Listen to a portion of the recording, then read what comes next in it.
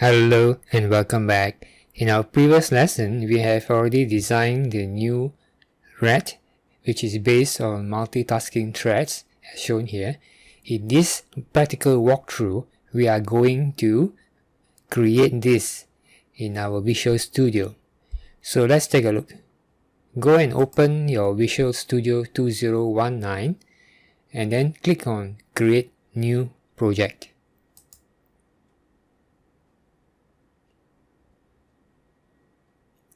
Make sure your options up here are C#, Windows, Desktop, and then select Windows Form App.NET Framework and click on Next.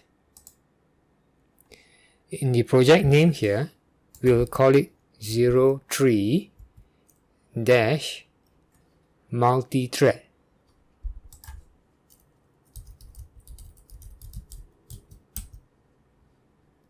And then here, click on the three dots and navigate to your red projects folder and select it. And then click on Create. The first thing we are going to do is to set the opacity of the form to 0. So click on the form, come down here. Make sure you click on the properties here and then scroll down to opacity, which is here. You can either list it based off of alphabetical order or by categories, but make sure you click on properties first. And then for the opacity, just set it to 0% and hit enter. Next, we'll insert a form shown event handler. So click on the lightning icon and scroll down to look for the shown event. Select it and double click, and it should be inserted for you over here.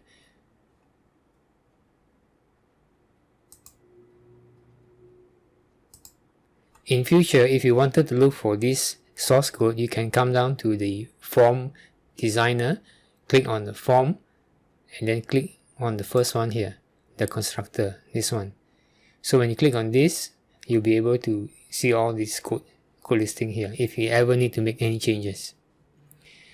So now over here, we are going to copy our source code from this file, which you can download from this resource section. So let us copy all the includes from here first. Copy, come to the code, select and delete all this, and then paste the copied code in here. Next, we'll delete all the main class here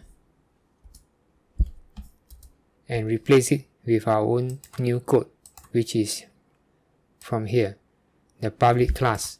So select all this all the way to here. Select all this. Inside the namespace, select the public class form1. So select that, copy, and paste it in here. There you go. Then click on Save. So let me explain the new things. So what is new here? We still have the form1 shown event handler and the hide function, display listener start, and we also still have the run server. However, there is something new in the run server. In the run server, we have our while loop as before, but this time, whenever the server receives the message, whether it's M or B or Q, it will create a new thread, and then it will assign it to this thread object, and then it will start the thread. So this thread object here comes from using the system.threading library.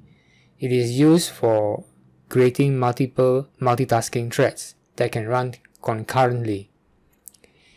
So in order to use threads, we have to make a declaration here.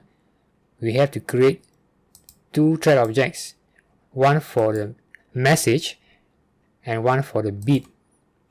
If you have more than one command messages, then you put it all in one line here.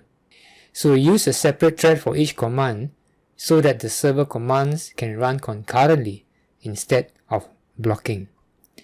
So currently over here we have two commands, so that's why we create two threads, th message and th beep. Th is a abbreviation for thread. So over here we use the constructor for thread, use the new keyword and call the constructor for thread to pass a new thread start object and then assign it to thread message once the thread has been created. So the thread object, the thread constructor accepts a thread start object. So that is why we need to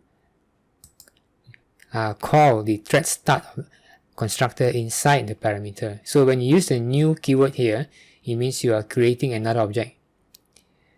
So this object is created on the fly. That's why we don't have to specify another different separate object just to store this. We just want to create on the fly and then directly assign it to the parameter for the thread constructor. So the thread start object accepts the task that is supposed to run for this thread. So here you pass this function message command, and message command is over here. So over here and here you will put your message box in a separate function like this, and your beep command in a separate function like this.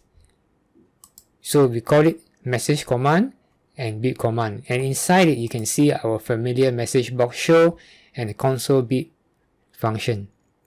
So why we do it this way? So that we can pass this function to the thread start object when we create the thread start object. So after that we get a new thread being created which has got this thread start task that is supposed to perform, and then we store it in the thread th message object. After that we need to start the thread, so we call the start method that is found inside the thread.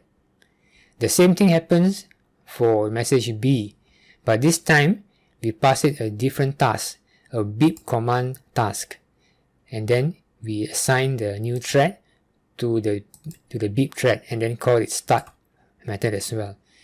So in this way, when the server is running, this loop will not block. It will keep on looping. It will not stop or pause to wait for any lines. It will just run. When it comes to this line, if the message is M, it comes to this line, spawn a new thread and continue to move to the next line. So you can run concurrently any number of threads at your discretion. So, and then last one is your quit message. The quit message does not need a thread. The quit message is the same as before. When you receive queue message, you just create an artificial exception so that you'll be caught by the catch block, and the catch block will then close everything and exit. Once the process exits, all the threads which are children of the process will also be killed instantly. So that is how it works. So that's the only new thing here. So in future, if you wanted to add more commands to this server, all you need to do is just copy this and then paste it below and then put in your new thread task that you want it to perform, and then you have to define your task over here. And of course you also have to define, you have to declare your new thread objects up here as well. So that's all for the explanation for how to implement our multitasking threat rat. In the next video, we are going to compile and build it, run it, and test it. Thank you for watching.